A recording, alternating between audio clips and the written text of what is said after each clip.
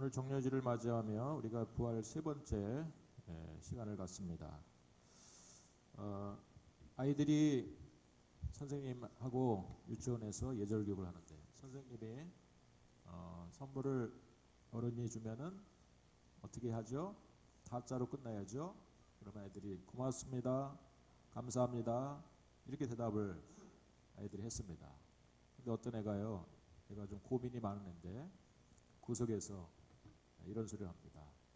뭘 이런 걸 다 선물을 우리 어른들이 하는 소리를 들었겠죠. 자, 하나님께서는 우리 가운데 놀라운 선물을 주셨는데 하나님께서는 우리 죄인인 우리 인생들을 향해서 예수님을 우리 가운데 선물로 당신의 하나밖에 없으신 외아들인 예수님을 우리 가운데 선물로 주신 줄로 믿습니다. 첫 번째 선물이죠.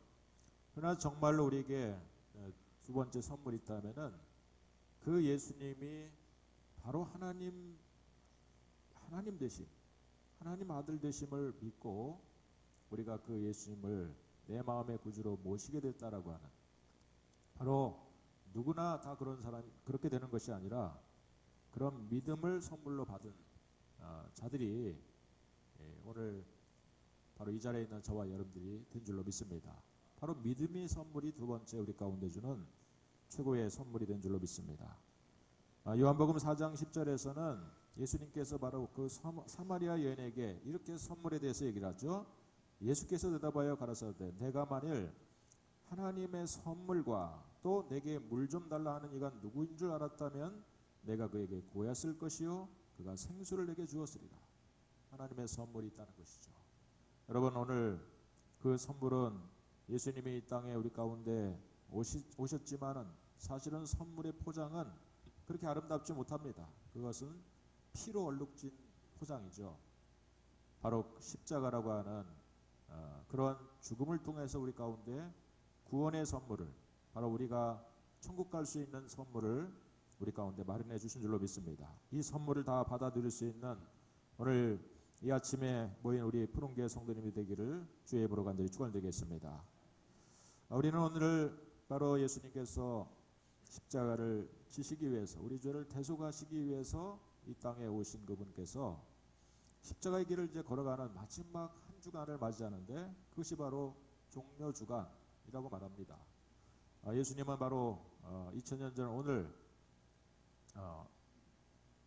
흰말을 타고 백마를 타고 재림의 주로는 보이지만은 예수님께서는 이 땅을 섬기기 위해서, 우리 죄를 대속하기 위해서 오신 분이라고 하는 하나의 상징으로 작은 그야말로 어린 나귀를 준비하셔서 그 나귀를 타고 예루살렘 성으로 입성하십니다.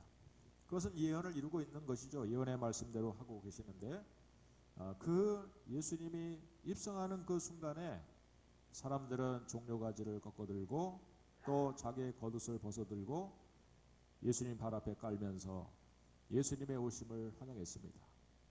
그 예수님이 그동안 보니까 떡 5덩이 물고기 2마리를 가지고 기적을 일으킬 때를 보니까 참으로 이분은 우리 가운데 참 하나님 됨으로 이 땅에 오신 분이라고 하는 그러한 믿음을 가졌기 때문에, 또 무리로 걷는 그런 기적을 보여줄 때마다 예수님이 참 하나님 되심을 믿었기 때문에 그들이 종려가지를 꺾어들고 자기의 겉옷을 벗어서 예수님을 맞이했다는 사실입니다.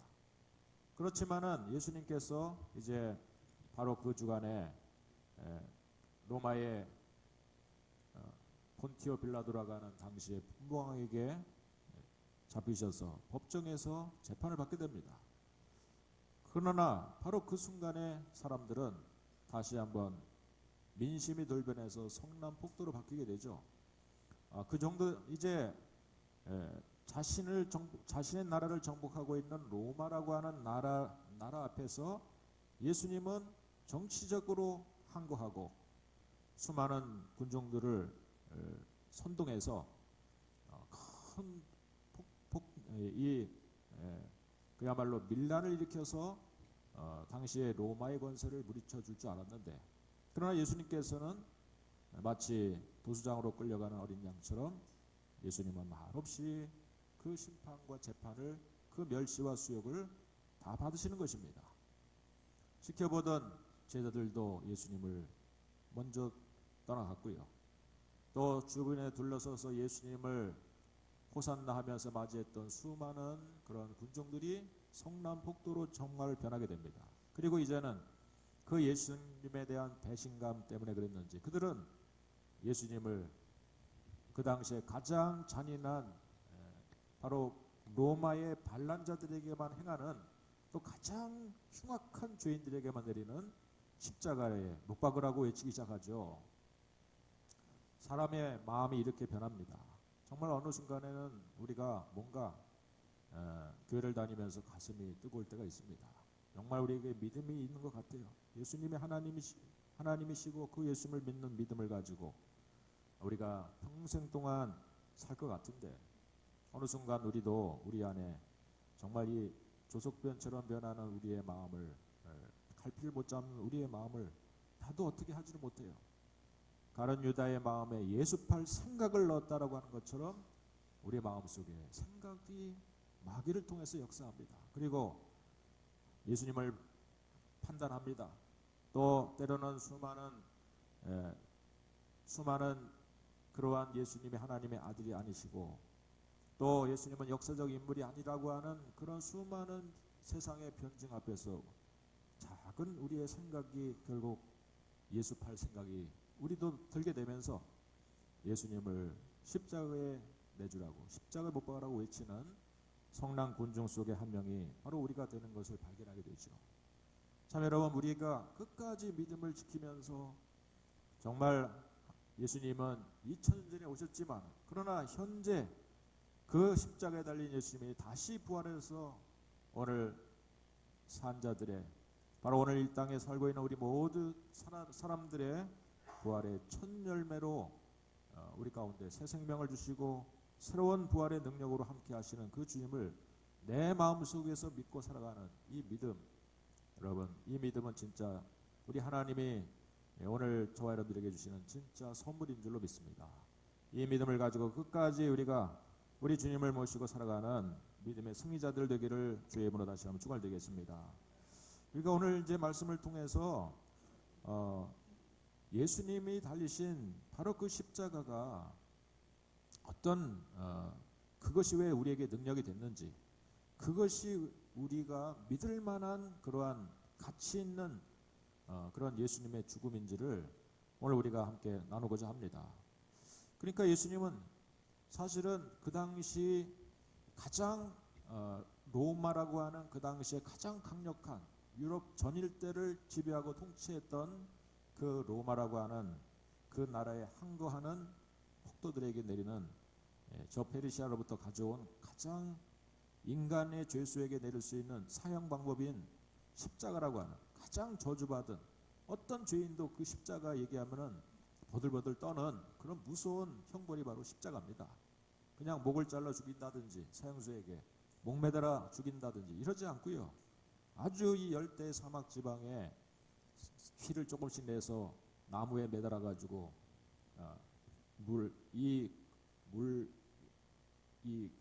목마름의 이 고통을 아주 처절하게 느끼고 또 수치와 모멸을 당하게 만드는 이 가장 혹독한 바로 이 십자가라고 하는 형벌은 가장 저주받은 형벌이 있는 것입니다. 그런데 당시의 역사가 요세푸스라고 하는 자의 그 역사의 내용에 의하면은 당시의 이스라엘 땅에서만 십자가에 못 박혀 죽은 자의 수가, 그러니까 로마에 항거하다가 잡혀서 죽은 자의 수가 3만 명이 넘었다라고 하는 기록이 있습니다. 그러니까 예수님만 십자가에 달리신 것이 아닙니다. 좌우의 죄인들만 십자가에 달린 것이 아니라 로마가 지배하고 있는 동안 이스라엘 땅에서만 십자가에 달린 자가 달린 그 사형수가 3만이 넘었다라고 하는 기록이 있는 거죠. 그렇다면 여러분, 우리는 예수님이 달린 십자가가 우리에게 왜 의미가 있는 것인가? 수많은 죄인들이 달린 십자가가 그냥 그들의 죄 때문에 그들이 때로는 그 안에는 또 의로운 나름대로의 죽음이 있겠죠. 열혈 당원들처럼 로마의 압제 밑에 우리 일제시대 때 항거했던 안중근 열사라든지 또 이관순 열사라는 이러한 자들의 죽음처럼 어쩌면은 수많은 그러한 민족자들의 죽음도 있을 것입니다. 그러나 예수님께서 단지 한 십자가에 달리신 예수님이 과연 우리에게 2000년이 지난 지금 현재를 살고 있는 우리들에게 어떤 효력을 줄 수 있는가? 바로 우리가 그 말씀을 함께 나누고자 하는 것이죠. 오늘 이제 바로 예수님이 달리셨을 때 일어난 현상들을 성경에 기록하고 있는데, 그 십자가에 달려서 비록 멀찍이 바라본 현상이지만은 마태, 마가, 때로는 누가, 요한이라고 하는, 혹은 더 많은 사람들이 사실 예수님이 달리신 십자가의 그 현상들을 상세하게 기록을 하고 있습니다.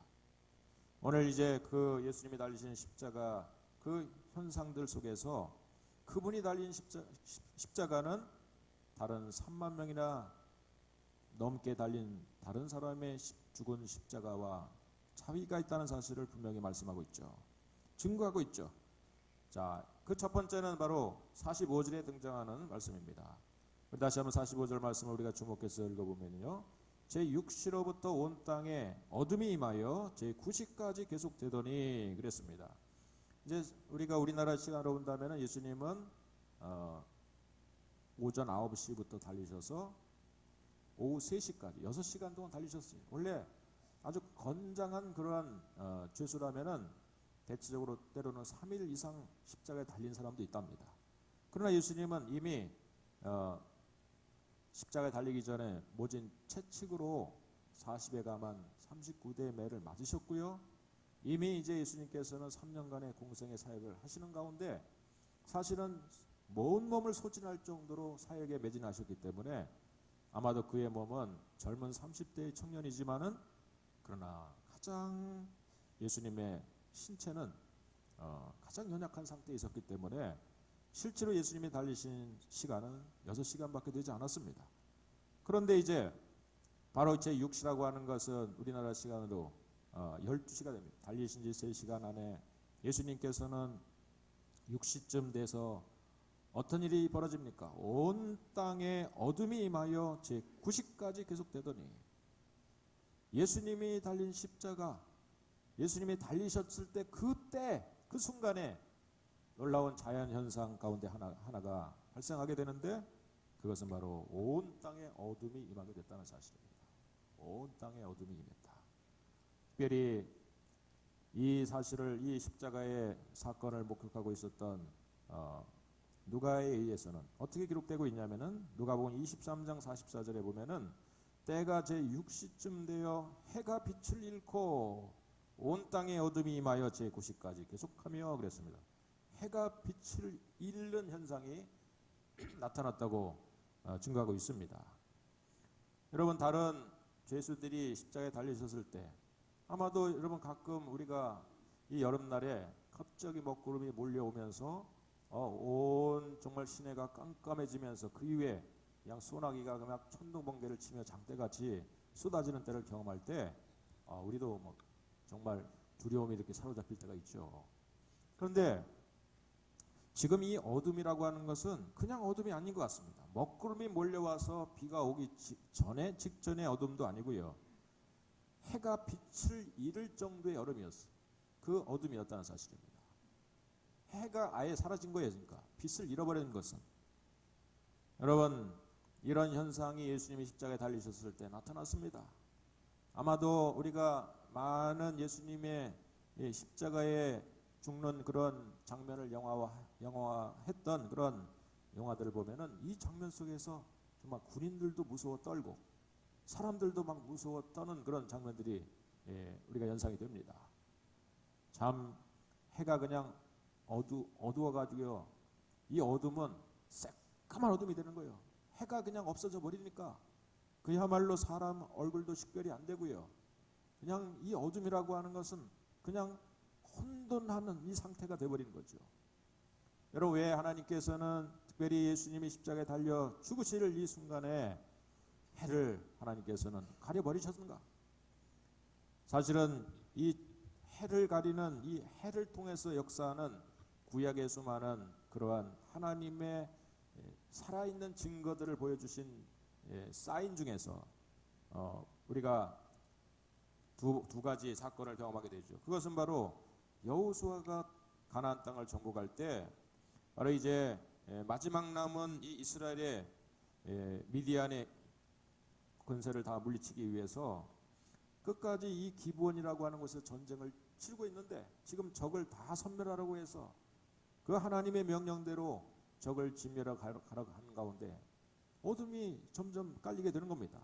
해가 기울기 시작하는 거예요. 그러면 그 어둠 속으로 이 적들이 다 숨게 되니까 그때 여호수아가 하늘을 올려 기도하게 되죠. 바로 하나님 앞에 어떤 기도를 합니까? 아얄론 골짜기에 해야 멈춰라고, 해야 멈춰라 하면서 하나님께 기도하게 될 때, 놀랍게도 여러분 바로 이 기브온 전쟁 당시 하늘의 해가 중천에 머물며 내려가지 않았더라, 그렇게 말씀하고 있습니다. 여러분 아마 도망가는 적의 입장에 본다면은 지금 우리가 패전을 앞두고 지금 밀리고 있는데, 그래서 빨리 어둠이 와서 숲속으로 도망가고 어둠 속으로 도망가서 우리가 살 텐데 해가 떨어지지 않는 거예요. 5시가 돼도 6시가 돼도 9시가 돼도 우리 시간으로 10시가 돼도 해가 떨어지지 않았습니다. 그것이 바로 여호수아에 등장하는 하나님께서 해를 관장하시는 또 하나의 사건이죠. 또 놀라운 일이 하나 있습니다. 그것은 바로 히스기야라고 하는 왕이, 하나님을 경외했던 이 왕이 죽을 병에 들었어요. 하나님, 내 생명을 연장시켜 주신다면 내가 주를 위해서 내가 내 생명 남은 생애를 드리겠습니다 하면서 서원하면서 하나님께 간절히 정말 벽을 향해 기도할 때 하나님이 응답하셨어요. 너의 생명을 연장시켜 주겠다. 15년 연장시켜 주겠다. 그런데 이 놀라운 기도를 하나님께 올립니다. 히스기야 왕이. 하나님이 정말 내 생명을 연장시켜 주시겠다면은 사인을 보여주십시오. 해 그림자를 뒤로 10도를 뺏겨 주십시오. 물러가게 해주십시오. 감히 이런 기도를 하나님께 올려요. 여러분, 그런데 하나님은 그 기도를 응답하셨어요. 이 해 그림자를 10도를 물러가게 하는 이런 기적을 행하셨어요. 그거는 곧 무엇을 말합니까? 해가 가다가 뒤로 백을 한 겁니다. 여러분, 이런 일이 있을 수 있겠습니까? 이 태양과 지구가 자전과 공전을 하면서 우리 가운데 날이 생기고 달이 생기면서 그리고 해와 연수가 생기는 것이 아니겠습니까? 그것이 멈춰진다면은 이런 우리가 상상할 수 없는 어떤 일들이 벌어질 텐데, 그런데 놀랍게도 하나님께서 어떤 때는 해를 멈추게도 했다가 또 해를 뒤로 물러나게 됐다가, 이런 구약의 놀라운 사건들, 오늘 그것은 하나님이 어떤 큰 하나님의 구속의 섭리와 계획을 계시하고 나타날 때 썼던 현상들이 바로 그렇게 많은 지구상의 수많은 역사의 그 문명들이 세워졌지만은 대부분의 많은 그런 나라들은 사실은 하늘에 있는 1월 성신을 섬겨왔죠. 뭐 이집트라든지 지금 이 당시를 지배하고 있는 로마라고 하는 나라도요, 이 태양을 굉장히 중요하게 생각했지 않겠습니까? 그런데 하나님께서는 그 해를 오늘 예수님이 십자가에 달려 죽으시는 바로 그 정점에 하늘의 해를 사라져버리게 하신 것입니다. 해를 그냥 멈추게 하신 것이 아니라 해의 이 태양의 이 열기, 태양의 그 빛을 사라져버리게 하신 것입니다. 잠시지만은 사람들은 우왕좌하기 시작합니다. 또 갑자기 횃불을 찾으면서 불을 밝히기 시작하죠. 그러나 이 어둠은 보통 어둠이 아닌 것입니다. 이 암흑은 보통 암흑이 아닌 거죠. 온 세상을 깜깜하게 만드는 혼돈과 공허함 속에 빠져든 어둠이었다는 사실이에요. 여러분, 이 혼돈과 공허함 얘기를 하니까 무엇이 생각나십니까? 이 세상 만물을 하나님이 창조하실 때 우리가 창세기 1장에 보면은 바로 이 우주는 우주의 상태를 말하고 있는데, 하나님이 이 세상을 창조하기 직전 이 우주는 혼돈과 공허함, 흑암이 기품에 있다고 성경은 말씀하고 있죠. 그러니까 여러분, 그 이후에 하나님이 이 혼돈과 공허함, 흑암이 기품이 있는 세상 가운데서 하나님이 첫 번째 날 창조하실 때 빛이 있으라 하나님 명령을 내리시니까 이 우주는요 그야말로 태양을 만들기 이전입니다. 하나님께서는 혼돈과 공허와 흑암이 깊음 위에 있었던 이 우주에 하나님의 빛이 임하게 되니까 그제서부터 창조가 시작되다는 사실입니다. 하나님의 역사가 시작됐다라고 하는 사실입니다. 하나님의 살아계심을 이제는 인정하던 만물이 만들기 이전부터 하나님은 존재하고 계시면서 이 세상 가운데 하나님의 자신을 나타내 보여주시고 하나님의 역사를 하나님의 시작을 보여주는 장면이 빛을 창조하시고 빛을 이 땅에 보내신 것이죠. 오늘 예수님이 십자가에 달려 죽으시는 그 정점에서 하늘의 해를 하나님께서는 가려보신 것입니다. 그 순간에 다시 온 우주는 다시 최초로 돌아가서 혼돈과 공허함과 깊은 흑암 위에 빠질 수밖에 없었다는 사실이죠. 여러분 이것은 무엇을 얘기합니까? 하나님이 왜 이 하늘의 해를 가려버리신 것입니까? 우리 인간이 죄를 지은 상태가 어떤 상태를 얘기하고 있는 것이죠. 하나님이 계시지 않는다면, 하나님의 사랑과 공의가 이 땅에 계시지 않는다면 우리 인류는, 우리 인간은 어떤 상태인지, 하나님이 내 마음에 계시지 않는다면 우리의 마음의 상태가 어떤 것인지를 사실은 보여주고 있는 거죠. 하나님을 내 마음에 모시지 않은 사람, 그 사람은 항상 뭔가 내 힘으로, 내 노력으로 뭔가 좀 빛을 향해서 가는 것 같은데, 그러나 가보면 그게 빛이 아니더라고요.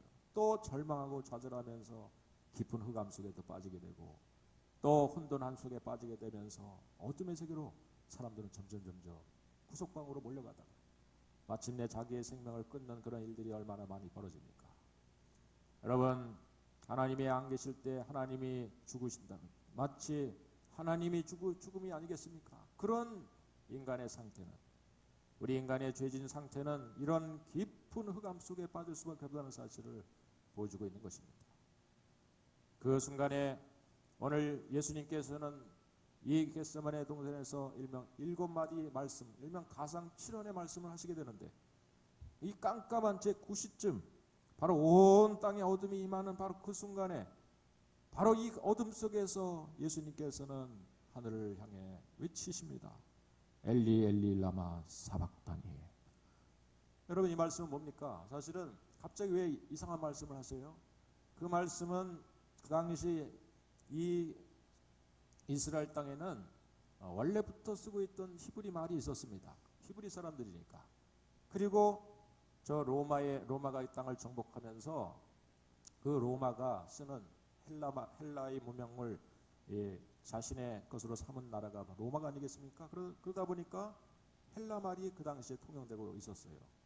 그러나 대부분의 사람들은 바로 아람어라고 하는 아람, 나중에 이것이 아랍어라고 또 하나의 파생되기도 하지만은 이 근동 지역에는 아람어가 히브리 사람 외에도 많은 이민족들이 함께 또 유입이 되다 보니까 그 근동 지역에서 기본적으로 통용됐던 언어들이 바로 아람어였습니다. 최소한 이 당시 사람들은 3개 국어를 다 했다는 사실. 히브리 사람이니까 히브리 말도 하고 헬라 말도 하고 그 다음에 아람어도 했다는 사실. 그러나 이 아람어, 엘리 엘리 라박 사막다리 하시니 이는 곧 나의 하나님 어찌하여 나를 버리시나이까 라고 하는 뜻을 가지고 있는데, 왜 예수님께서 하필이면 이 말씀을 하십니까? 사실 이 말씀은 바로 시편 22편 1절에 보면은 다윗의 고백입니다. 다윗이 시편을 쓰는데, 당시는 예수님이 태어나기 수천 년 전에 다윗이 있었지만 그 다윗은 사실은 오실 예수님을 예표하는 인물로서 쓰임받게 돼요. 정말 소년 다윗으로 위대한 용사가 되어서 골리앗을 무너뜨리고 나중에 왕으로 하나님께서 지명하시지만, 그러나 그 왕이 될 때까지 많은 고난을 당합니다. 애매한 고난을 당하면서 사울왕에 쫓겨다니면서 아주 힘든 고난의 인생을 살게 되는 그런 다윗의 인생 가운데 엘리 엘리 라마 사박다니라고 하는 고백을 다윗이 하게 됩니다. 사실 이 고백은 자기가 하면서도 자기는 그냥 기도한 거예요. 그 당시에 그들 쓰고 있는 아람어 말로. 그러나 그것이 수천 년을 뛰어넘어서 예수님께서는 바로 다윗의 고난, 다윗이 고난의 인생을 살아가면서 하나님을 향해 외치고 절규하던 나의 하나님 어찌하여 나를 버리신나이까 라고 하는 바로 이런 고백은, 그것은 그대로 예수님이 십자가에서 달리셔서 고백한 언어가 됐다는 사실입니다. 여러분, 참 놀랍지 않습니까? 우리를 위해서 중보하시는 예수님이 오늘 우리들의 기도를 응답하시고 계시는 줄로 믿으시길 주님으로 축원드리겠습니다. 마치 이것이죠. 나는 하나님 앞에 그냥 나 힘들어요, 하나님 나 살려주세요, 나 이럴 상황에서는 어떻게 합니까? 라고 기도할 때, 여러분, 우리가 사도신경이나 주기도문을 통해서 예수님은 부활승천에 하나님 우편에 앉아 계시다가, 예수님이 지금 하나님 우편에서 뭐하고 계십니까? 내가 십자가 지내자고 힘들었으니까 좀 쉬어야지, 가만 계시겠습니까? 여러분, 예수님은 그 자리에서도 여전히 하나님 우편에서 중보자로 우리의 기도에 응답하고 계시는 하나님이신 줄로 믿으시길 주님으로 축원드리겠습니다. 그러니까 우리가 기도합니다. 근데 사실은 얼마나 우리 기도가 인간적입니까? 또 어떻게 보면은 정말 그의 나라와 그 의를 구하는 그런 정말 하나님 뜻을 기뻐하시는 그런 기도를 하지 못하고, 예를 들면은 집에 정말 한 끼니 그 끼니를 뗄 수 있는 그런 돈이 없는 거예요. 집에 너무 힘들어요. 그런데 이제 철없는 자식이 와가지고요, 초등학교 다니는 애들이 와가지고 아빠, 다른 애들은 다 자전거 타고 다니는데 나는 자전거 없어요, 자전거 사주세요, 그래요. 그러면요, 큰형이 있다가 이놈의 자식 뒤통수를 때리면서, 야, 지금 우리 집 사정이 어떤지 아냐? 네가 자전거 살 때야? 그럽니다. 얘가 엉엉 울면서 다른 집은 다 자전거 타는데 나는 걸어 다녀. 그러면서 그럴 때 엄마가 그걸 옆에서 있다가 자기 남편한테 얘기를 합니다. 여보, 그래도 우리가 어렵지만은 애가 언제 자전거 타고 다니겠어? 한때지. 힘들지만 우리 자전거 사줍시다 하면서 엄마가 아빠한테 얘기를 해줘요. 그러면 또 이 아빠는 엄마 말이라면 또 잘 듣지 않습니까? 그래가지고 없는 돈이지만 자전거를 사주는 역사가 있게 되는 줄로 믿습니다. 할렐루야. 그것이죠. 엘리 라박 사박다니, 비록 비장한 말씀이지만, 그러나 이것은 저 다윗이 수천 년 전 하나님을 향해서 자기의 고난과 아픔을 주 앞에 토로한 그런 기도 제목이었어요. 기도의 내용이었어요. 그런데 예수님 그것을 그대로 가지고 와서 하나님 앞에 고백하고 있는 것입니다. 사실은 자신의 아픔, 이 고통, 이 절규를, 이것은 남 생각할 때가 아닙니다. 그러나 예수님이 달신 십자가, 예수님이 지금 직면한 이 고통은 그가 찔림은 우리의 허물 때문이요 그가 상함은 우리의 죄 때문에 인함이라. 그가 징계를 받음으로 우리에게 평화를 주시고 그가 채찍에 맞음으로 우리에게 나음을 주시기 위해서 이 십자가를 지고 계시는 거예요. 할렐루야. 그렇기 때문에 예수님의 이 기도는 자신의 고통 때문에 난 너무 힘들어가지고 엘리 라막 사막다니 어찌하여 나를 버리신나이까 말씀하신 것이 아니라, 사실은 우리 인류의 모든 절규, 아픔, 고통, 눈물을 다 중보자로서 담으셔서 지금 성부 하나님께 올리는 마지막 기도인 줄로 믿습니다. 할렐루야. 그런 기도를 하나님께 올리고 있는 것이죠. 여러분, 우리의 기도가 다 하나님께 응답되고 있다는 사실을, 우리를 대신해서 십자가에 달리신 그 예수님을 의지하며 우리가 기도할 때 우리의 기도는 하나님께 응답될 수 있다는 믿음을 가지시고, 내일부터 시작되는 우리 기도에 나오셔서, 우리가 언제 이렇게 특세를 하면서 새벽에 나오겠습니까? 여러분의 한 인생을 살면서 문제 없는 사람은 없어요. 아픔이 없는 사람이 없어요.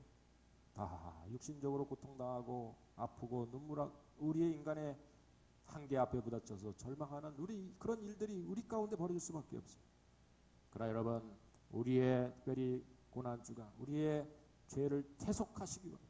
우리의 아픔을 대속하시며 우리의 기도 제목을 대신 하나님께 중보하기 위해서 십자가에 달리셔서 정말 중요한 가장 진원의 말씀 가운데 저 수천 년 전 다윗의 기도를 그대로 받으셔서 성부 하나님께 올리고 있는 그런 예수님 앞에 우리가 나아가서 함께 기도하는 시간 되기를 주님으로 축원드리겠습니다.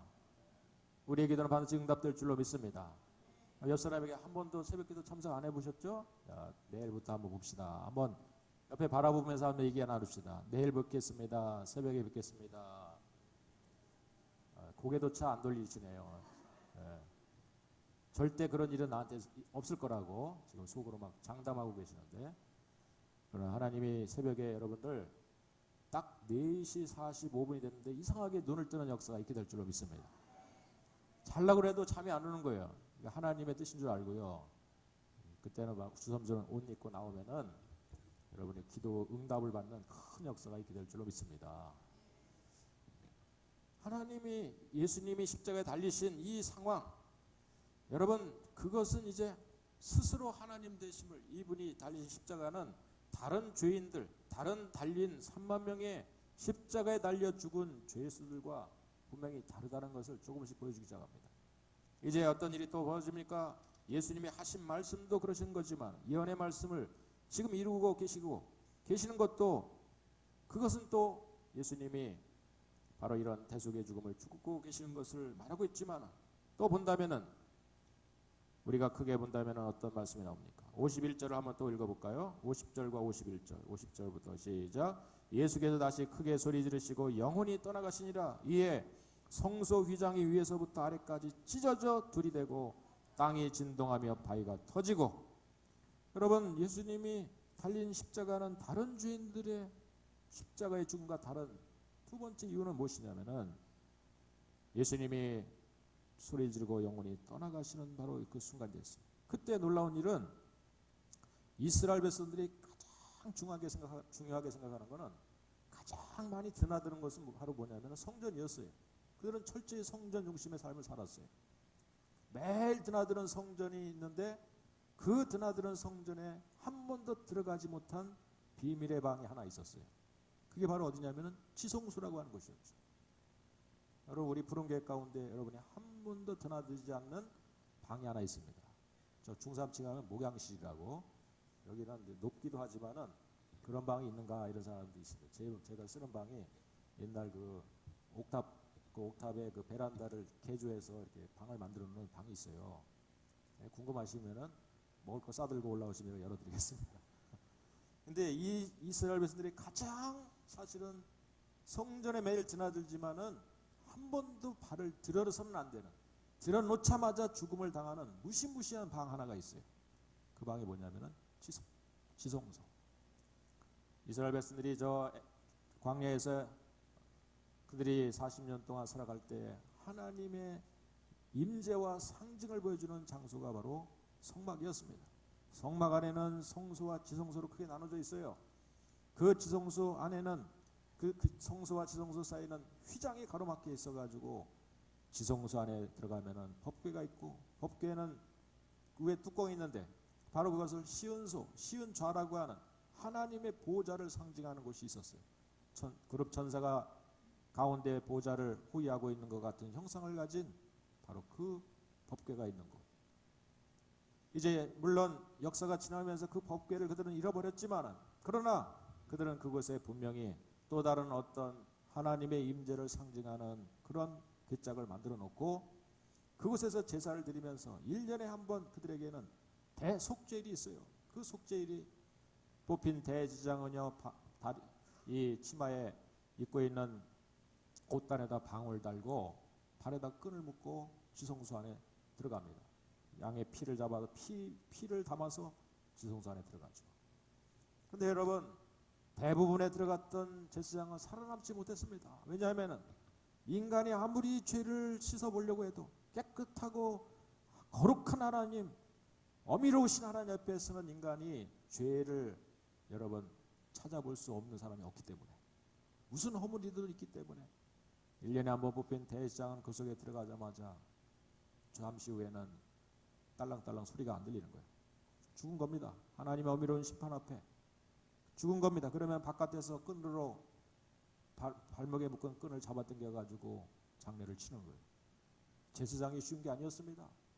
어미로우신 하나님 앞에 가는 것 자체가 죽음을 말하는 것이기 때문에, 거룩하신 하나님 앞에 나가서 우리 인간의 허물을 아무도 없다라고 말할 사람이 없기 때문에, 사실은 그렇습니다.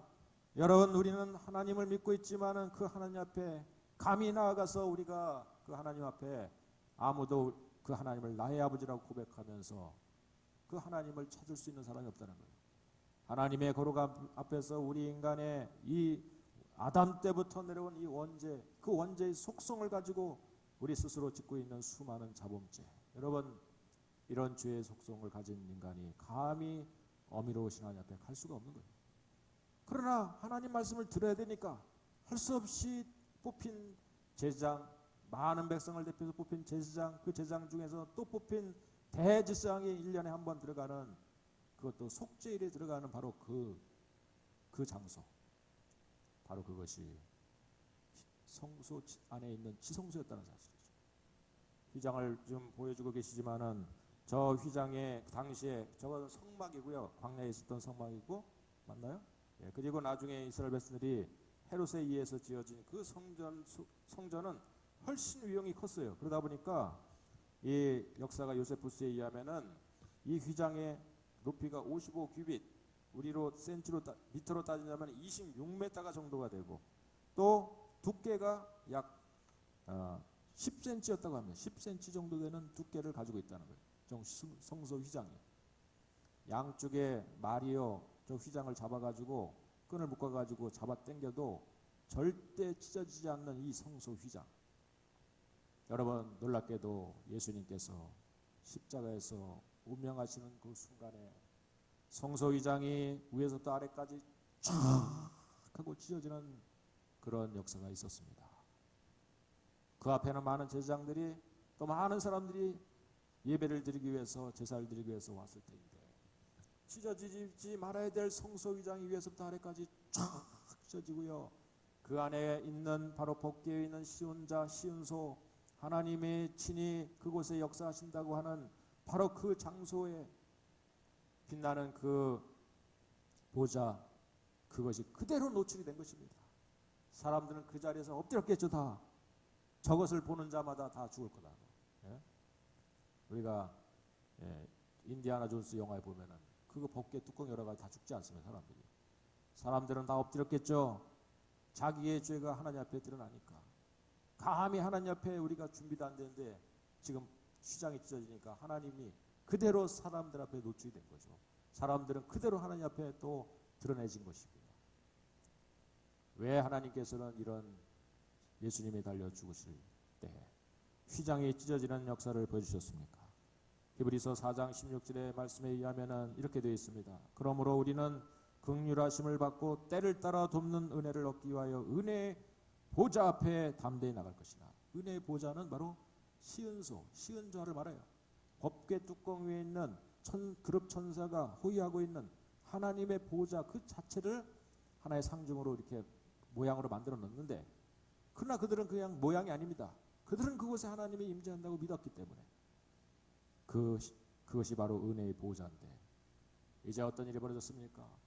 저 휘장이 찢어지게 하시는 사건은, 그동안 우리 인간은 감히 하나님 앞에 왜 나가지 못했습니까? 우리 인간의 죄를 가릴 수가 없는 거예요.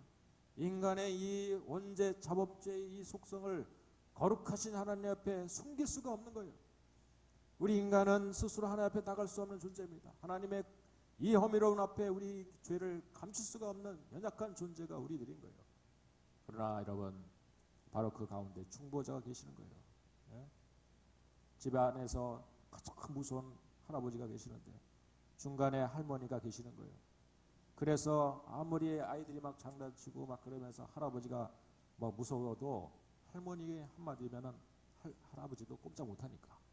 마치 그것처럼 예수님이 우리의 중보자가 되셔서요, 우리의 모든 죄를 다 짊어지시고 십자가에서 단번에 죄값을 치러주심을 통해서 우리는 더 이상 죄를 지은 죄인이 아니라 그 예수를 믿는 모든 자는, 그 예수님이 우리의 대속의 제물을, 대속의 죽음을 죽으신 것을 믿는 모든 자들은 우리는 순식간에 의인이 되는 판결에 오르게 된 줄로 믿습니다. 그래서 우리는 하나님 앞에 이제 마음대로 나온 거예요. 은혜의 보좌 앞에 우리가 이제는 철없는 어린아이처럼 마음대로 막 뛰놀면서 그냥 무서운 하나님 앞에 올라가는 거예요. 이 강대상 옛날에 그런 분위기에서 이 강대상 올라오면은 큰일 난 줄 알았습니다. 저도. 우리 교회는요, 휘장이 다 찢어진 교회가 아닙니까? 그러다 보니까 뭐 애나 어른이나 뭐 누구나 올라와서 막 드럼 치고 여기서 막 뛰놀고, 예? 아침에 오면 마이크가 어떻게 됐는지 막 꼬이고 막, 예? 여러분 이미 우리 앞에는 거칠 것이 하나님의 거룩한 보좌 앞으로 우리가 직접 나가서 그 하나님께 직고할 수 있는 이런 특권이 우리 가운데 주어진 줄로 믿으시길 주의 이름으로 축원드리겠습니다. 이래도 기도를 안 하시겠습니까? 내일 새벽에. 그러니까 우리는 옛날에 기도를 어떻게 하는지도 모르고 기도하는 게 두려워요. 내가 이 죄를 가지고 어떻게 거룩한 하나님 앞에 나갈 수 있는가. 그러나 우리 예수님의 이름을 의지하며 기도하면 우리가 거칠 것이 없는 거예요. 아무리 이상한 기도를 할지라도, 아무리 기도가 정말 기도 같지 않은 내용이라 할지라도, 여러분 우리 아픔과 눈물과 시름을 다 아시는 그 주님이 우리의 기도를 다 받으셔서 중보하셔서 하나님의 거룩한 보좌 앞에 가지고 나가시는 그러한 순간이 여러분 우리 가운데 열려지게 된 줄로 믿습니다. 할렐루야. 성소위장이 찢어지는 이 사건은 그 당시 사람들에게는 기절초풍할 그런 일이었어요. 그렇지만은 예수님이 죽으시는 순간 그 일이 벌어졌다는 것을 통해 볼 때 구약의 말씀을 어느 정도 알고 있는 사람들에게는 바로 그 예수님이 우리를 이 땅에 중보하기 위해서는 위에 오신 대속의 주님이시라는 사실을, 대속의 보라 하나님의 어린 양이라는 사실을 사람들이 아는 사람은 알게 됐다는 사실입니다. 그거를 믿음의 눈을 뜬 사람들은 알게 됐는데 사람들은 그런 사건 앞에서 여전히 그분이 하나님이심을, 그분이 우리를 위해서 대신 죽으시기 위해 이 땅에 오신 예수님이라는 사실을 아직도 받아들이지 못하는 사람들이 많이 있었죠. 그러나 이제 마지막 하나님의 놀라운 기적이 하나 기다리고 있습니다. 자, 그것이 이제 51절, 52절 말씀인데 51절부터 읽어보겠습니다. 시작. 이에 성소위장이 위로부터 아래까지 찢어져 돌이 되고 땅이 진동하며 바위가 터지고 무덤들이 열리며 자던 성도의 몸이 많이 일어나되 53절까지 예수의 부활 후에 그들이 무덤에서 나와서 거룩한 성에 들어가 많은 사람 앞에 보이더라. 여러분 어떤 일이 벌어졌습니까? 갑자기 지진이 나기 전에 하늘이 어두워졌죠. 그리고 막 땅에 지진이 나면서 거기다가 지진 나면서 무덤 문이 열리는 겁니다.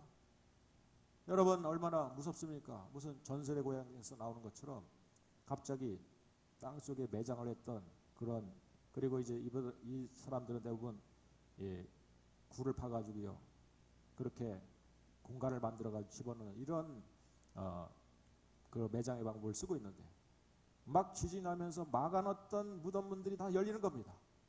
그러면서 그 안에 10년 전 20년 전에 장사 지냈던 정말 가장 사랑했던 그러한 님이, 그것이 남편이 될 수도 있고 부모가 될 수도 있고 사랑하는 믿음의 친구가 될 수 있는 그런 사람들이 그곳에서 일어난 겁니다. 무덤문에서 일어난 것입니다. 여러분 안 놀라십니까? 이 정도면 놀라셔야죠. 그러나 우리 말씀을 가만히 보면은 이 성도의 몸이 많이 일어났습니다. 그런데 전 세계에 있는 사람들이 다 일어난 것은 아니고요 아주 소수의 사람들이 일어났는데 많이라고 표현되어 있어요. 그 사람이 100명인지 200명인지 모르겠지만은 많이 성도의 몸이 일어나고 그 다음에 예수님의 부활 후에 예수님이 3일이 지난 다음에 부활하신 거라는 거예요. 그러니까 무덤에서 일어났는데 사실은 이 일어난 사람들이 자기도 깜짝 놀란 거죠. 자기는 분명히 죽어서 영원 천국에 가 있는데 내 육신은 분명히 흙이 돼가지고 여기 묻힌 거 아는데 저 국립묘지에 내가 묻히고 혹은 뭐 저 미아리에 공동묘지에 묻혔는데 갑자기 자기의 육신이 생긴 겁니다. 영으로 왔다가 영으로 자기가 천국 갔는데, 여러분 어쩌면은 이 잠자던 성들이 일어난 것도 일어난 자들이 예수님의 부활 후에 어떤 일이 벌어졌냐면은 예수님이 부활 후에 그들이 무덤에서 나와서 거룩한 성에 들어가, 거룩한 성은 예루살렘이 아니겠습니까? 사람들이 많이 살고 있는 그 도성에 들어가 많은 사람에게 자기의 몸을 보인 거예요. 여러분 어떤 일이 벌어졌습니까? 지금까지 일어난 충격도 컸어요. 해가 갑자기 몇 시간 어두워졌고 또 휘장이 찢어지고 그 다음에 지진이 막 흔들려서 지진이 나고 그랬는데 그 이후에 3일이 지나서 갑자기 10년 전에 죽은 우리 시어머니가 갑자기 문을 쑥 열면서 며느라 그러면서 얼마나 무섭겠습니까? 네? 죄송합니다. 우리 시어머니가 그런 시어머니, 좋은 시어머니가 살아난 거죠. 갑자기 여러분 정말 우리가 헤어졌던 형제 자매가, 물론 아주 소수의 사람들이 그랬습니다. 그 사람들이 성전에 들어온 거예요. 예루살렘 성전에. 사실 이런 구절을 여러분 우리가 무심코 지나갈 때가 있는데, 이거를 십자가와 부활의 초점을 맞춰서 함께 말씀을 나누다 보니까 이런 구절들이 눈에 띄기 시작한 거예요. 이 말씀이 얼마나 놀라운 말씀이에요. 이거는 놀라운 상징적인 그런 하나님의 역사였거든요. 잠자던 영혼들이 다시 살아난 겁니다. 죽은 자들이 다시 살아난 거예요. 육신과 영혼이 결합이 돼서 다시 살던 지역으로 돌아갔어요. 예수님이 살아생전에 사랑하는 나사로의 무덤 앞에 가셔서 나는 부활이요 생명이니 나를 믿는 자는 죽어도 살겠고 살아서 나를 믿는 자는 영원히 죽지 아니하리라. 이 말을 네가 믿느냐 물으셔가지고 사람들도 그 말을 진짜 믿어야 되느냐. 그 가운데 믿는 자가 적었지만 예수님은 나사로야 나오너라 명령하실 때 썩어 냄새나 이 죽어서 나흘이 된 나사로가 무덤문을 열고 뚜벅뚜벅 걸어 나온 줄로 믿으시길 주의 이름으로 축원드리겠습니다. 그것을 보고 그 동네에 많은 사람들이 믿었더라. 예수님이 그런 적이 있었는데, 부활한 예수님이 죽으신 다음에 예수님의 부활과 더불어 예수님께서는 사실은 제자들에게 2번 정도 나타나시고, 우리가 성경의 말씀 보면 엠마오로 가는 제자에게 나타나시고, 또 갈릴리 바닷가에서 다시 한번 나타나셔서 베드로에게 말씀하시고, 또 예수님께서는 예수님을 믿는 자를 잡아 죽여야 된다고 했던 그 사도 바울에게 예수님께서는 나타나시는 이런 일이 많이 있으셨어요.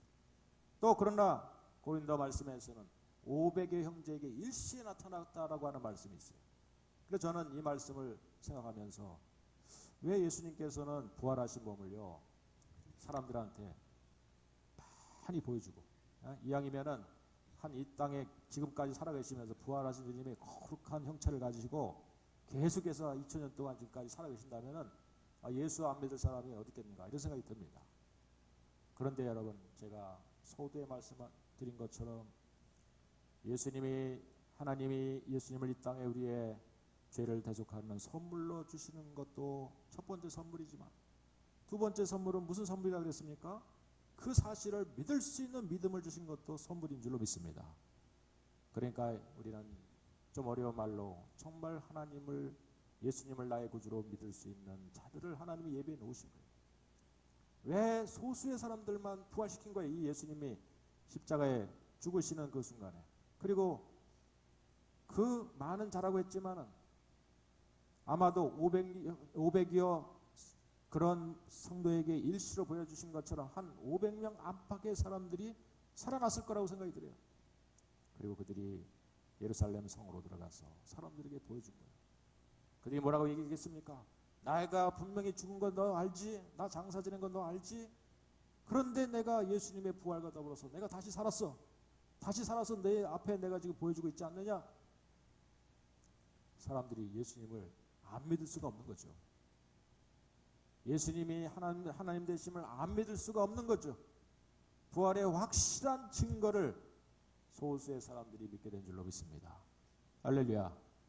500의 형제도 부활하신 예수님을 만나고 나서 12명의 제자들도 그동안 3주에 걸쳐 제가 말씀드린 것처럼 예수님이 부활을 목격하기 이전에는 12명의 제자들도 3년 동안 제자 훈련을 했지만은 주를 그리스도시요 살아계신 하나님의 아들입니다 라고 고백했던 베드로도 예수님이 십자가에 달려 죽으실 때 되니까, 자기가 고난을 받게 되니까 예수님을, 나는 그 사람을 절대 모른다, 사람으로 다시 전락을 시켰어요.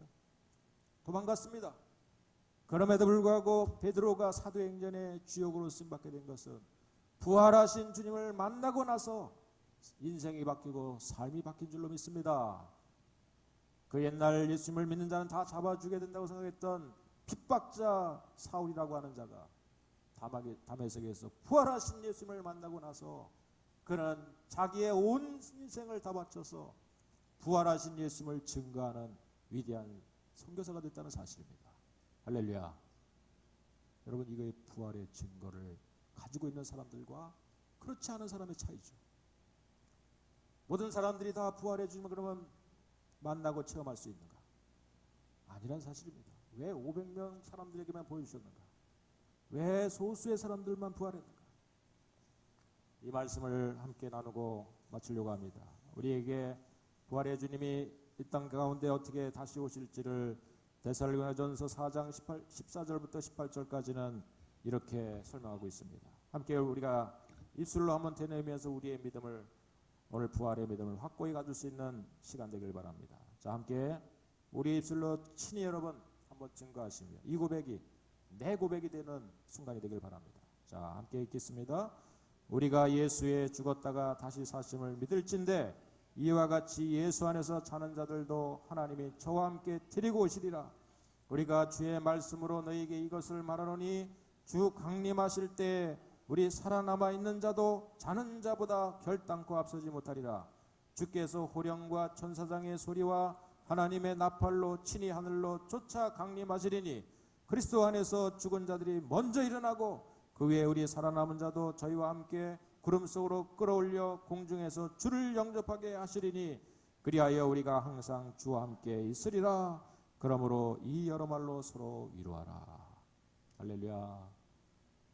여러분, 우리가 위로를 받을 수 있는 것은 부활의 주님이 언젠간 재림의 주로 다시 오실 것이고, 그러나 더 놀라운 사실은 이 부활하셔서 산 자 죽은 자의 주인이 되신 이 우리 주님께서 사도행전에 보면은 오순절 마가의 다락방에 간절히 기도하는 그 주님의 말씀대로 기도하는 자에게 성령으로 찾아오셨어요. 성령으로 그들 마음속에 뜨겁게 임하셨어요. 성령님은 바로 뭡니까? 한마디로 말하면 부활의 주님이 영으로 다시 우리 가운데 오신 것이 성령이십니다. 할렐루야.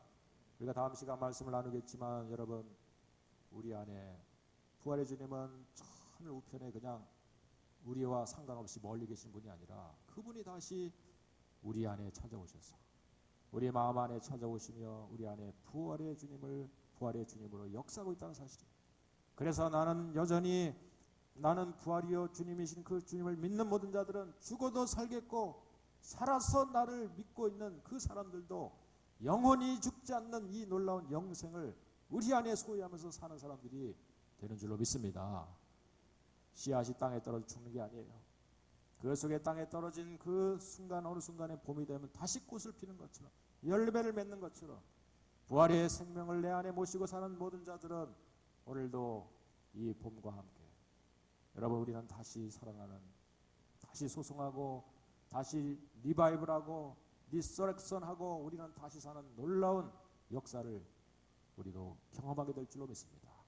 부활의 능력이 저와 여러분 가운데 함께하기를 주의 이름으로 축원드리겠습니다.